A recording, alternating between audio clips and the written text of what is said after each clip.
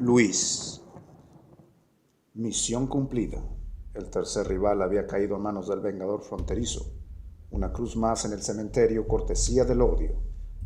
El joven analizó a conciencia el daño potencial que había causado este maniático a través de los años y no pudo evitar sentirse satisfecho al pensar cuántas personas habían sido vengadas gracias a sus actos. ¿Justicia divina? La cabeza aún le daba vueltas. Sufría fuertes punzadas en la sien. No se había levantado del suelo y cada cierto tiempo reventaba en llanto. Finalmente se incorporó como pudo y recogió sus prendas regadas en el campo de batalla. Sus pasos torpes lo llevaron hasta el jacal del asesino, donde se refugió del frío por un momento. Una vez adentro, buscó leña para encender la chimenea, pero la oscuridad entorpecía su labor. Estaba empapado y los síntomas de resfriado hacían acto de presencia, por lo que revoloteó en la habitación en busca de ropa seca. Se vestía con las prendas del hombre recién abatido cuando escuchó un relinchido salvador. Desde la ventana, divisó al potro negro alejándose por el camino. El muchacho salió para alcanzarlo y una vez que lo hizo, lo acarició para tranquilizarlo. Después intentó montarlo, pero su estado físico se lo impidió. Resignado, lo tomó de la rienda y juntos descendieron por la vereda. ¡Mis armas! Las había dejado en el lugar del sangriento hecho, pero no se atrevería a volver por ellas. No quería jamás volver a revivir los hechos ni pisar de nuevo aquel sitio. Luego de lo ocurrido, sabía que era un milagro seguir con vida. No obstante, la odisea aún no había terminado. La llovizna apareció de nuevo. Extrañamente, esta vez era confortante. El vaquero caminaba a ciegas. La oscuridad y el ojo lastimado le complicaban el descenso. Un escalofrío profundo le recorrió la longitud de su espina dorsal hasta la nuca, cuando escuchó los murmullos provenientes de las pequeñas cuevas alrededor. Aunque no estaba seguro por completo, intuía que se trataba de los secuaces de su rival. De esta manera, un nuevo peligro lo acechaba.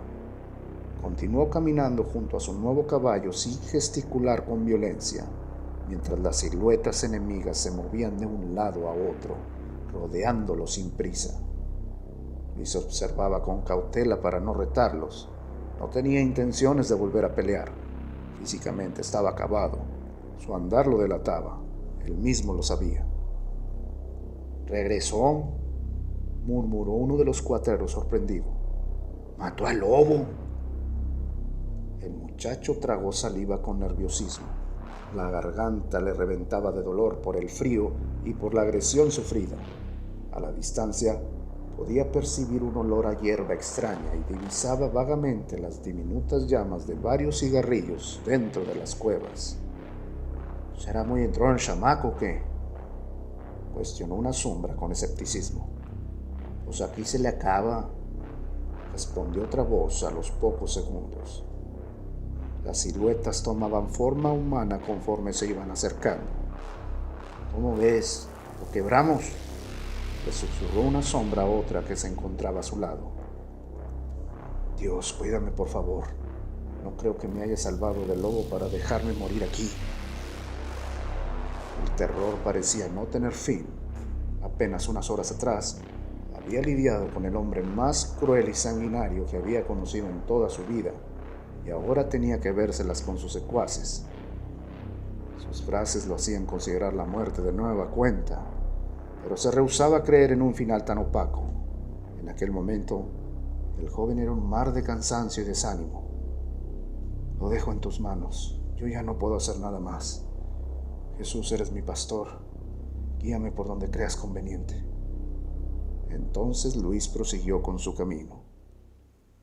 Sin explicárselo, sintió la presencia de alguien a sus espaldas. Supuso que se trataba de algún malhechor traicionero y se dio la vuelta para encararlo, pero al hacerlo, se percató que los enemigos se encontraban ya muy lejos. De manera extraña sintió paz, una paz indescriptible. La vereda se acabó y al fin pisó tierra firme. En el fondo de las barrancas, el frío se esfumaba por un instante y un calor reconfortante le cobijaba su maltratado cuerpo. No obstante, sabía que el invierno apenas comenzaba. Siguió avanzando entre las enormes rocas que bloqueaban los helados vientos, sin percatarse de que al final de su camino lo esperaban varios hombres. Cuando los vio, de inmediato se esforzó por mostrar un semblante sereno, aunque en su interior moría de miedo. Los hombres le cerraron el paso. El nuevo líder encaró al muchacho e intercambiaron miradas penetrantes. El silencio se adueñó de las barrancas. Las gotas se transformaron en aguanieve que, al caer, turbaban el silencio incómodo. Segundos después de profundo hermetismo, el vaquero se atrevió a romper el hielo. El problema era con él, no con ustedes. Entonces señaló al cañón del buitre. ¿Acaso te hemos dicho algo?, replicó Román Sandoval. El silencio retornó por unos segundos. El ambiente era tenso. Un paso en falso y la parca tendría más almas que recolectar. Algunos de los hombres rodearon al joven herido. Sus intenciones parecían peligrosas. Sin embargo, sus gestos faciales contrastaron en cuestión de segundos. Ahora se mostraban temerosos, como si intuyeran que el muchacho no se encontraba solo. Luis no entendía lo que sucedía. Lo cierto es que aquellos criminales se habían convertido de un momento a otro en apacibles hombres. Aprovechando la confusión, desvió la mirada y se marchó sin decir alguna palabra. Los criminales le abrieron el paso sin oponer resistencia alguna. Apenas una hora después de aquel encuentro, el silencio era inusual en los cuatreros. Nadie se había atrevido a comentar nada sobre aquel suceso extraño. Se limitaban a desmenuzar la hazaña lograda por el vaquero hasta que, al fin, un miembro de la banda se animó. ¿Vieron lo que estaba detrás del chamaco cuando hablamos con él? Los rostros nerviosos se intercalaron entre los bandidos. Sí, exclamaron varios casi al mismo tiempo. No sé qué era, pero no pienso investigarlo. Román Sandoval era un hombre supersticioso y esotérico. Según él, el joven estaba protegido por un poder celestial y por esa razón lo había dejado irse. De otra manera no habría podido vencer al lobo, agregó. Hagan lo que hagan, será mejor que no se metan con ese muchacho.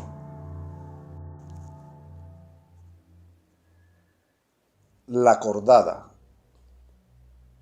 Los mercenarios acamparon una noche a finales de enero de 1934. Sabían de la crueldad con la que se manejaban sus próximos rivales, así que no escatimaron en armamento y números. Eran casi las 2 de la mañana y Rafael Garza aún se encontraba despierto. Se fumaba un cigarro mientras observaba hacia el imponente bosque. En el ambiente persistía un aroma a sangre venidera. Ya deben haber matado a Luis. Solo tengo que recuperar su cuerpo y cobrar la recompensa. Pero para eso habrá de correr más sangre. Sopesaba para sí mismo el pistolero. Al Satanás le parecieron familiares los enormes cañones chihuahuenses. Tenía la corazonada de haber estado por ahí, pero no podía recordar con exactitud cuándo. Estaba sentado en el suelo, con la espalda recargada en una de las camionetas, cuando escuchó unos pasos aproximarse. Su intuición le predijo que se trataba del general Tadeo Jiménez. Fumando marihuana nunca vas a dormir. Te necesitamos entero. Garza solo asintió. Mañana vamos con todo el escuadrón a buscar al huerco, agregó Jiménez. Pues ya me traes una pata, contestó el Satanás con sarcasmo. Según él, para esas horas, Luis ya estaba hecho pedazos. ¿Crees que ya lo hayan matado?, cuestionó el líder cordado con cierto grado de empatía. La única manera para que esté vivo es que apenas venga en camino, contestó Garza.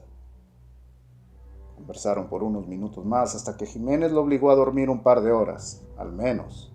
La siguiente mañana sería especial. Se percibía una atmósfera de maldad y muerte. Tadeo se despidió con una típica frase revolucionaria. Tumbando y errando, Garza.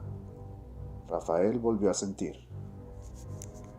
Puerco pendejo, ¿cómo te viniste a meter con estos animales? Por la madrugada, más de 50 pistoleros se levantaron a la voz de mando, recogieron parte del campamento y se alistaron para descender a las barrancas y escalar. El general Jiménez organizó la estrategia. Obligaron a don Venancio para guiarlos hasta la guarida del temible asesino, el famoso Cañón del Buitre. Falcón conocía el terreno como la palma de su mano y les explicó la manera de llegar sin ser detectados. Cerca de las 6 de la mañana, 40 de ellos, armados hasta los dientes, iniciaron la travesía a la profundidad de las barrancas para después subir por el citado cañón. Tenían la consigna de capturar al joven norteño y, en caso de encontrar hostilidad, acabar con la banda criminal del Lobo. Los mercenarios escalaron silenciosamente. Al llegar a la entrada de la cabaña, se esparcieron alrededor para cubrir las salidas. Solo subió la mitad de ellos. El resto formó un perímetro amplio que serviría como refuerzo. Los pasos lentos sobre los matorrales producían un sonido parecido a la llovizna. Por fortuna, el agua había dado tregua aquella mañana. Sigilosos, se acercaron al jacal de adobe. Rafael y Tadeo, quienes venían de avanzada, se aproximaron a la puerta. El Satanás cubría la espalda de Jiménez, como en los viejos tiempos, pensó. Sin embargo, por momentos fantaseaba con descargar su arma sobre la espalda de su compañero. El líder cordado se colocó exactamente a la derecha de la puerta principal. Notó que se encontraba abierta. La cabaña parecía deshabitada. En ese momento, Garza se percató de un bulto recostado en el suelo. «¡Tadeo, mira!», indicó hacia el sitio. «No hay nadie en la casa», aseguró Jiménez. Los pistoleros guardaron sus armas y a partir de ese momento caminaron con confianza, pero no pasó mucho tiempo antes de que se llevaran la sorpresa del día. «¡Puta madre!», exclamó Garza, al tiempo que giraba su cabeza para escupir con asco. «Ya no me acordaba lo maricón que te pones a veces», carcajeó Jiménez. Después continuó describiendo el hallazgo. «Mira nomás, este huerco sí que tiene muchos huevos», remató con admiración ante el observado. «¿Y no habrá sido su grupo? Acuérdate que son unos pinches animales», comentó Rafael aún nauseabundo. «En serio, Garza, ¿por qué te pones así? ¿Cómo no te dio asco cuando le sacaste el ojo en Matamoros?». Rafael contuvo su exagerada respiración y clavó su mirada en Tadeo. «Ya veo que recuerdas lo cabrón que puedo ser», sopesó por un segundo. «Pues me gusta comer el cabrito, pero no desollarlo». Los pistoleros discutían diferentes teorías sobre el suceso, cuando de pronto escucharon 2 disparos lejanos en el horizonte. Se observaron con ansia entre ellos e inmediatamente comprendieron lo sucedido. ¡El campamento! El campamento. 15 cordados cuidaban la artillería pesada a las faldas de la Sinforosa. El armamento dificultaba la expedición, por eso permanecía al resguardo en el asentamiento.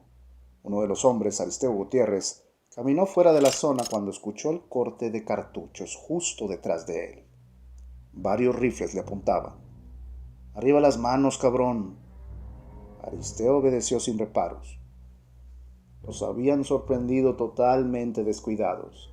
Algunos estaban tomando café y otros más desayunaban. Algunos incluso se encontraban orinando a unos cuantos pasos de los vehículos.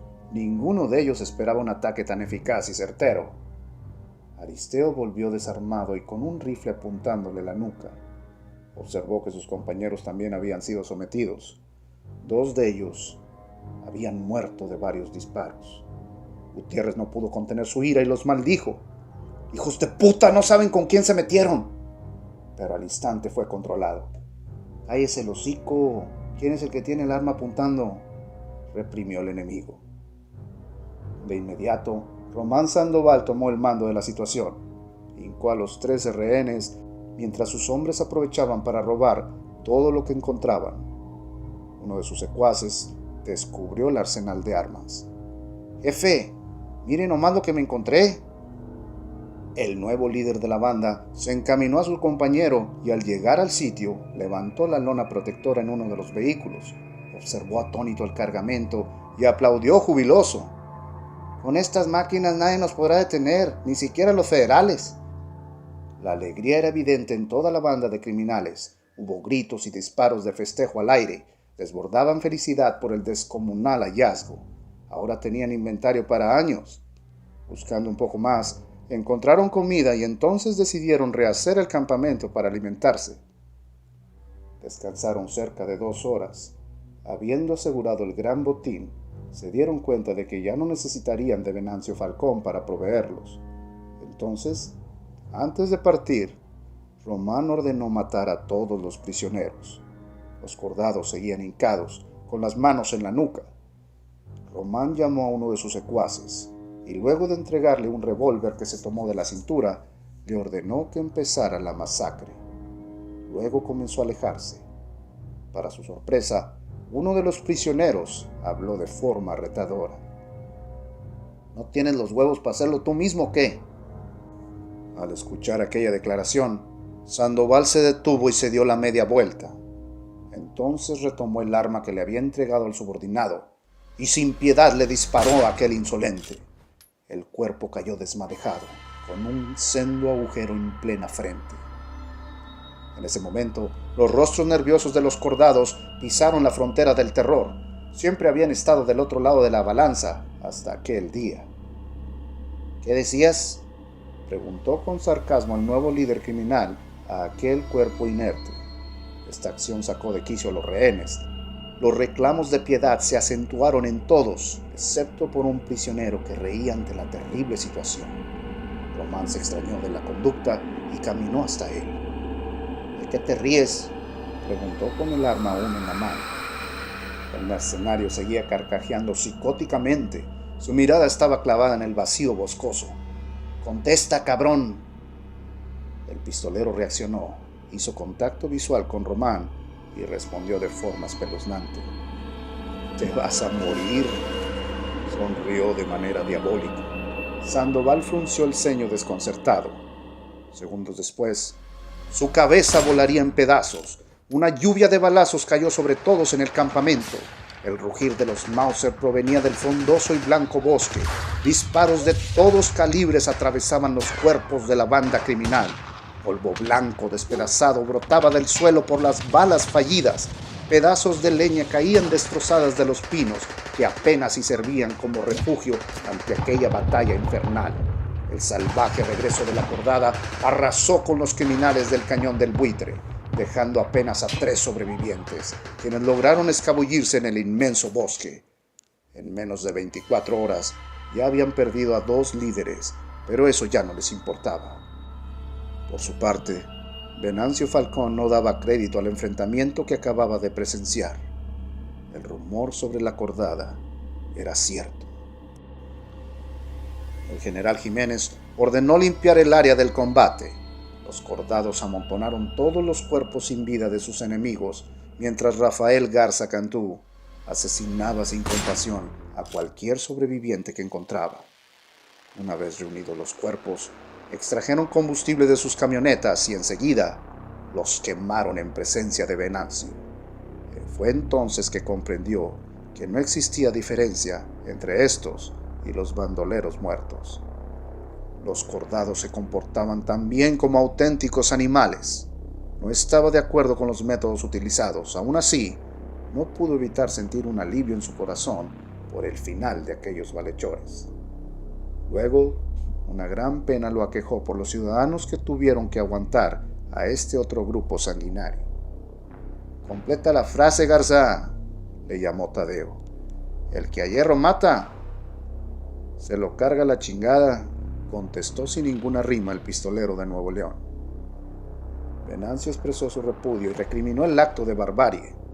«General, eso no estuvo bien. A pesar de ser criminales, pues merecían un juicio y ser encarcelados», expresó con valor inesperado.